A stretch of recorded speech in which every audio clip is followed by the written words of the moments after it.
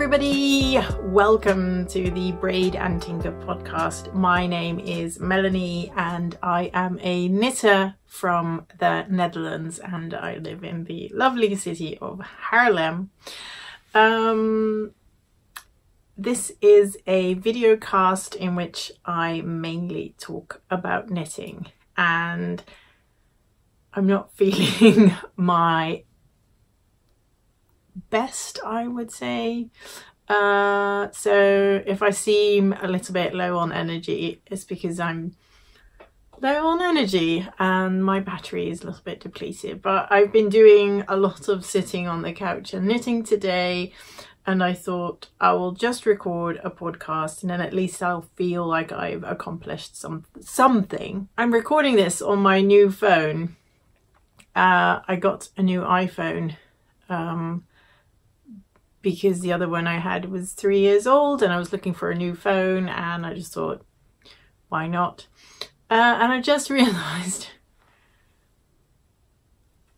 I can't use my microphone because I don't have like a little doobly-doo extension thingy to put it in the phone, which is really annoying. So I hope the sound's okay. I think the microphone in this phone should be better anyway than my other phone. And for next time I'll just get like a little extension thing. But yeah, I'm really sad I can't use it today, but oh well. Today is podcast number 20. I mean 20. I've recorded 20 of these things, and I don't know, it's a little bit crazy. Ooh, there's a white cat who gets in our house all the time, and he's just jumped the fence, so I think he's going to make a little attempt to do it again. The thing is, we've changed our cat flap that it now scans the chip, because our cats have a chip, which is like a common thing in the Netherlands. You have your pets chipped, and then if they get lost or stolen, well, not stolen I guess, but if they get lost or run over somewhere, the authorities can find the owners because they have a chip. So most pets have, or at least most cats have that. And we have an electronic cat flap that scans the chip and only lets our cats in and out. So because that fluffy white cat has been driving our cats absolutely flipping bonkers, I can look into our garden and I can like just see him going down. So I'm wondering how that is going to go.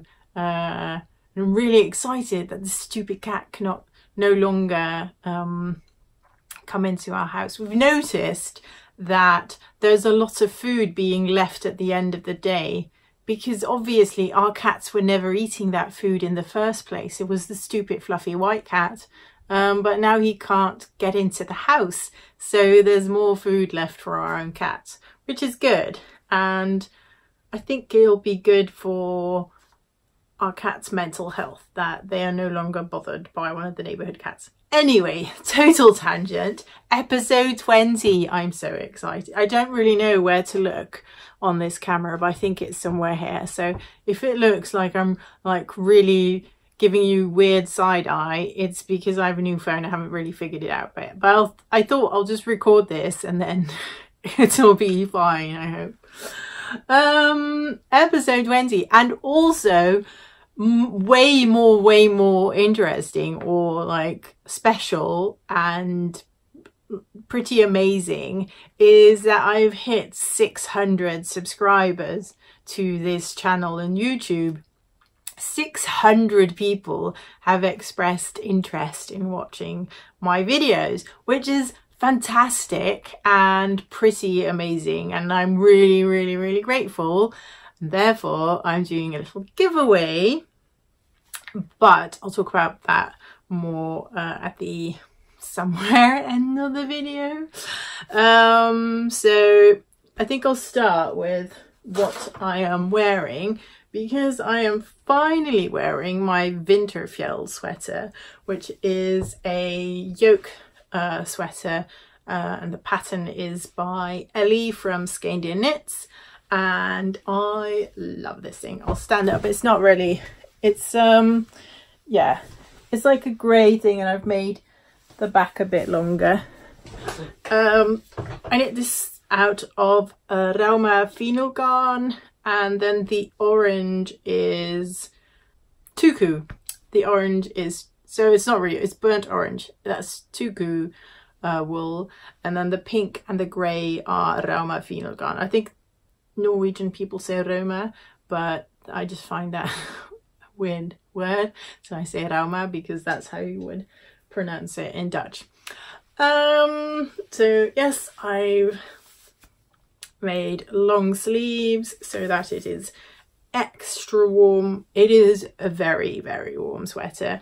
I am super happy about it. I have to say the Rauma is a little bit itchy, but it's one of those things that you get used to it, I guess, because like the first time I wore it, I was like, this is very, very itchy, and I'm actually already really fine with it now. I do have a long sleeve underneath this, but yeah, I just need to get used to the itchiness, I think, the itchy factor.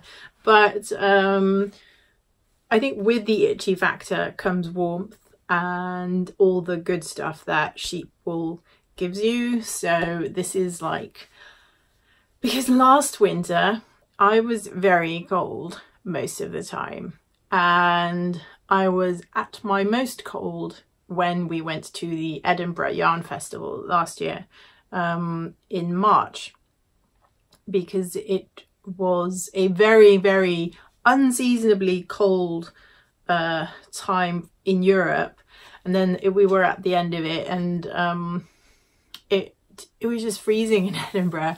I was very, very unhappy with how cold it was. And because we were on holiday, so we were outside all the time, and we were like sightseeing and walking around. And I like, my main takeaway from that whole trip was how cold I was and how I didn't have enough knitted sweaters. So my plan was to remedy that. And this is part one of Don't Be Cold. Yeah, I would like to go to the Edinburgh Yarn Festival again. I haven't been able to subscribe to any classes. I went to a class last year. I went to a colourwork class by Felicity Ford, which was really, really fun. But I kind of purposefully didn't buy any tickets for workshop classes this year. One, because I don't really like the stress of, you know, it's online now, and then you have to like click the link, click, and then hope that you get into it. You know, I just find the whole thing a bit stressful. And I know it's just because they are super popular, and they could make like double the amount of workshop classes and it would still not be enough, I think. So I don't, this is in no way to blame the organisers of the event. It's just one of those things that are really popular now, and so yeah, it's hard to get into, and I don't really like that stress. But then again, I also find I'm not super hung up about it. What I like about the Edinburgh Yarn Festival is like walking around and finding new and interesting, or yarns that are new and interesting to me. So, and that definitely happened last year.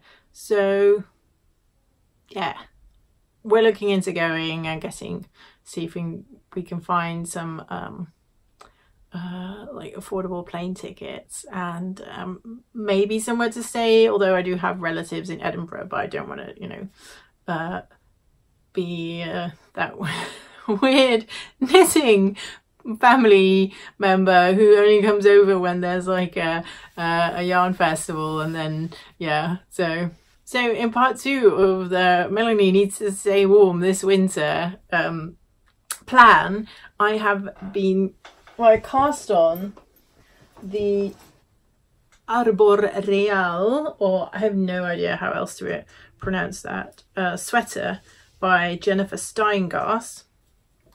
And I'm planning to steek it and turning it into a cardigan. So this is a sweater pattern, and it's a bit squished because, well, one, it's in a bag, and two, it's the needles. I don't have a cable needle that's long enough, but I finished the yoke, which is this lovely leafy pattern.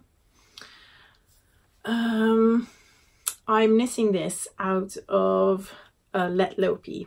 I think this is the Heather Rust colorway, and I don't remember what this lighter color name was. I think a lot of people are knitting this sweater or cardigan out of this color, and then they have a very white color for the leaves. I wanted a contrasting color, but not as contrasting as the very white color, so I chose this kind of almost biscuit type color.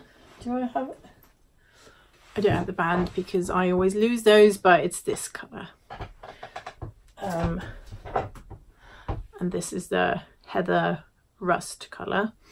And yeah, up close it looks really, really fluffy. I think it's so pretty, and it's going to be so warm. I am going to be so warm. I'm going to be boiling, I think. But that is the entire plan.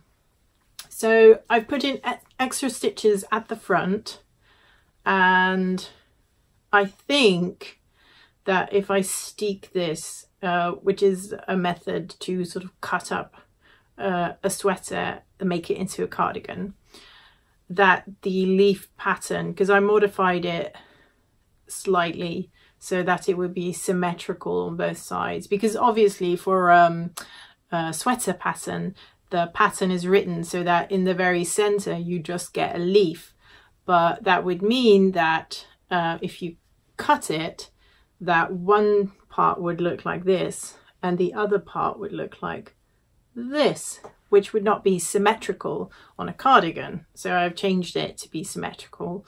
I think that will work out. And I just, yeah, did the stitches like I have no idea what I'm doing with steeking because I've never done it before. But yeah, I've never done it before, so I'm probably really good at it. I finished the yoke, so I'm at the glorious stockinette section. There is some additional shaping in the back to make sure that the cardigan is longer at the back so that you don't get a cold neck. I wish that would have been at the top right after the ribbing. The ribbing on this sweater is really interesting. It's in the pattern, it's a rolled hem. I don't like that. And because I'm turning it into a cardigan anyway, and I will have a button band on both sides, I thought I'll just do, what did I do? So just a 1x1 ribbing. And I like, personally, that's just more to my taste.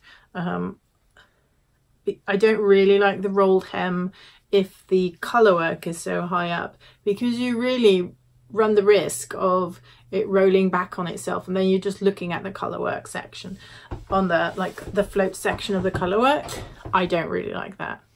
Pumpkin pie stitch marker, which is from Tiny Sugar, which is an Etsy shop in Portugal. I've talked about this, I think, last time. It's quite a big piece of pumpkin pie, but I kind of feel like it goes with the theme of this sweater, which is very autumnal and warm and in preparation of winter. So yeah, I really enjoy knitting on this. The Winterfjell sweater is knit out of Rauma Finalgarn, which is a fingering weight sweater. The Lopi is obviously, there's a cat trying to get in the door. The Lopi is obviously much thicker than that. It goes really fast, so it's really nice if you a really nice wool if you want to knit a sweater with lots of progress. I'm actually really happy because we have quite a bit of this Lopi lying around in the house. So I think I'll, when this is done, I'll knit just like I want to make like a scrappy Lopi sweater for myself. I haven't found a pattern for that yet, but otherwise I'll just do whatever. But yeah, I think that would be nice. So that is my Arboreal cardigan. It's living in this bag from my friend Anouk. Last week I showed you these socks. I still haven't cut the heels in them yet, so they are still a whip. These are the super bright yellow airplane socks. I knit these whilst going to Canada on holiday a couple of weeks ago. I just need to cut in the heel, afterthought heel. Haven't done that yet, so not ready. One of my favourite podcasts that I watch religiously as soon as it comes out is the Happy Knitting podcast from Julia, who's from Germany, and she is like my sweater knitting guru. She knits a ton of socks. She knits so many socks, it's ridiculous, but she also knits a whole bunch of sweaters. And like watching her like churn out sweater after sweater, for me really it meant, or kind of it kind of proved to me like that sweater knitting wasn't this kind of like mystical, mythical, weird thing that will take ages and ages and ages and you're never finished. I mean, obviously knitting a sweater takes a long time. That's fine. That's just what it is. But if you are like putting in a lot of time in it on a regular basis, and if you are I don't want to say an advanced knitter, but if you have done it often enough that you have picked up speed, then you can churn out a good amount of sweaters in a year.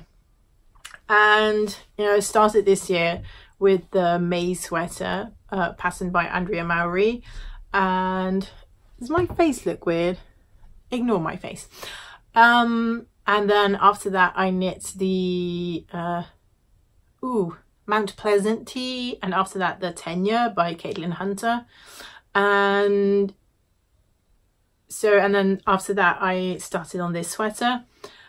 It's really, when you see someone else doing something as if it's like super normal, it just puts this thing in your head like, oh, it is actually just a thing you can do. You can just knit sweaters for yourself and that's fine. So I'm really grateful for that.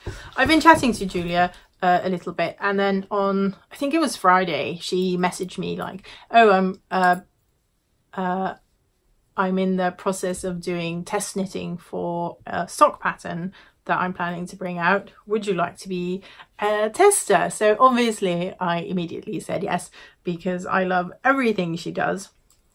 And I'm not going to show you the sock pattern. I'm just going to show you the soles of the feet so I can show you the yarn choices I made. This pink yarn is the bubble sort colorway. It's a color that I dyed myself. And this blue yarn you might recognize because I've also used that in my super bright yellow socks at the tips, and I'm going to use that for the heels in these socks, but in these socks I'm going to use it for the toes and the cuffs, I think, just to change it up a bit. But it's this blue yarn that was a mystery color from Bird Street UK, which is a yarn dyer from the UK obviously, and this was their May Bird Club, I think. So it's a really nice colour and I've been using it quite a bit, so happy with that. I won't tell you too much about these socks because Julia's really fast and I think she's going to be posting more about this sock pattern really soon, so I won't say too much about it. But if you want to know more about it, go to the Happy Knitting Podcast on YouTube and you will find a really good podcast. It is truly one of my favorites. When I ever get the notification that something is up, I just, you know, drop everything and watch it because it's one of my favorites. So after I saw how quickly Julia was with her sock pattern, because apparently she kind of like had this idea this week and it's already in test knitting now. What? So I decided this morning I needed to put a bit of power on my own mitten design. This is the back. I'll just show you. This is the bottom. Yeah, not showing you anymore. I really hope to finish these up and finish, because I've started writing the pattern obviously, but I needed to finish because I'm just still trying out some things, need to finish it up, write it all down, and then send that out to test knitters. So if you would like to test knit for the mitten pattern I just showed you, go to Ravelry, to the groups section, where you can find the Braid and Tinker podcast group, and there I think the top thread is where you can sign up as a tester. Ravelry has launched a new feature for test knitting, because what happens usually with test knitting is that a designer will email the pattern because it's not ready yet, obviously. So, you know, it's like a draft pattern out to test knitters. Test knitters start testing. They get, you know, hit either snags or typos or stuff is unclear. So they send that to the designer, they change it. And then when everything's done, it gets posted to Ravelry, and then the test knitters can also add their projects to the to their project pages on Ravelry.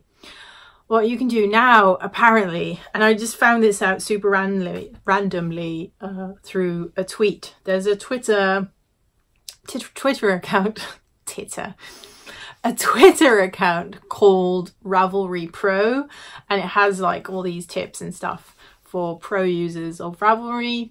But test knitters designers can now start to design on Ravelry. They get a test knitting code. They can send that off to their test knitters. The test knitters can make the project page with that code, and then it doesn't show anything. It just shows testing to other people. It doesn't show anything, and then when as soon as the pattern is published, all the test knit pattern pages that have been linked to that through the test code, this is really complicated, isn't it, become live at the same time. So this is obviously not for everybody, not everybody's going to be interested in that, but if you are someone who puts designs on Ravelry and have them test knit on a regular basis, this might be for you. Look into code, some test knit code, something. I can put the link to the thread into the description box down below on the YouTube thing if you scroll down on the page.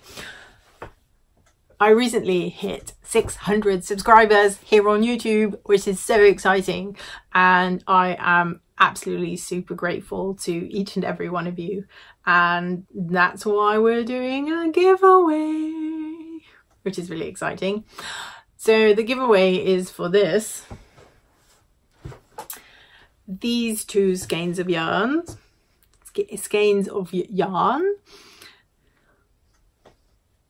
yarns that I have dyed myself. This is Silicon Valley, and this is Midnight Mist, which is one of my Halloween colorways that I have kept behind. If you want to win these two skeins, go to the YouTube thingy down below and leave a comment, and I would like you to answer the question, what is your #1 dream knitting pattern? So what is that thing in your mind where you're like, that's my next project? What's like at the top of your queue? Put that down below, and I'll draw for the winner in about a week after this has uploaded, and then yeah, I'll just use like a random number thingy. And I have to say, my sister Stephanie, you are excluded from this giveaway because I give you a lot of yarn anyway. So, and also my mum, it's not for you, it's for somebody else. So leave a comment in the YouTube box down below, and these could be yours. I have no more things to say. This is, I think, because I also recorded a video last week, and I think the week before that. So I've actually been pretty good, like consistency wise, recording videos, but it also means that the content is, knitting content is a bit lower, because obviously I'm not going to finish 3 sweaters in a week. That would be impossible. It would be super lovely, but yeah. I could buy 3 sweaters in a week, but that would not be... Could I buy 3 hand knit sweaters in a week? No, that would be impossible. I wonder how much hand knit sweaters are. Is there a market for that? Do people buy that? Because I know, like, you know, obviously going to H&M and you get a sweater, they're usually like acrylic and from a factory, so they're super cheap, but it's also crappy quality. But then if you go to like high-end brands, and I mean like really high-end, like Gwyneth Paltrow newsletter level high-end, like woolen sweaters can go up to $1,000 US dollars. And so obviously there's people willing to pay those prices, but I wonder, is that a big market? I have no idea. I would rather knit it myself, but that's because I am a knitter and I enjoy knitting, and I do it. I think I'm like a product knitter and a process knitter, because you have this thing called product knitters or process knitters, and apparently they're 2 different types of species, and people who do product knitting just do it for the product. And I think that's Derek. Derek is my boyfriend and he knits, but he definitely just decides, I want this thing and I will knit for it, and because I want it to be done. And he doesn't have like 20 whips on the go. He's like busy with that one thing. I'm definitely also a process knitter, so I enjoy the whole process of it, and I have like, I don't know, about 3-4 whips at the moment, because it's just what I enjoy and I like to change it up sometimes. But I do also really want the end product, so I don't really know how those 2 things are different. It's just that I don't feel like I'm either one of them. I just like both. I like the end result and I like the process. Oh well, that was random. Anyway, leave your comments down below for the giveaway. Yay, 600 subscribers. I'm happy. Thank you, thank you, thank you, thank you for watching, and I hope to see you again next episode. If you want to win anything, you have to watch again, because in the next episode I will announce the winner. So if you yeah, if you want to know if it's you, you have to watch again. That's the catch, I think. Thank you for watching. I hope you have a wonderful time knitting, and I'll see you again soon. Bye!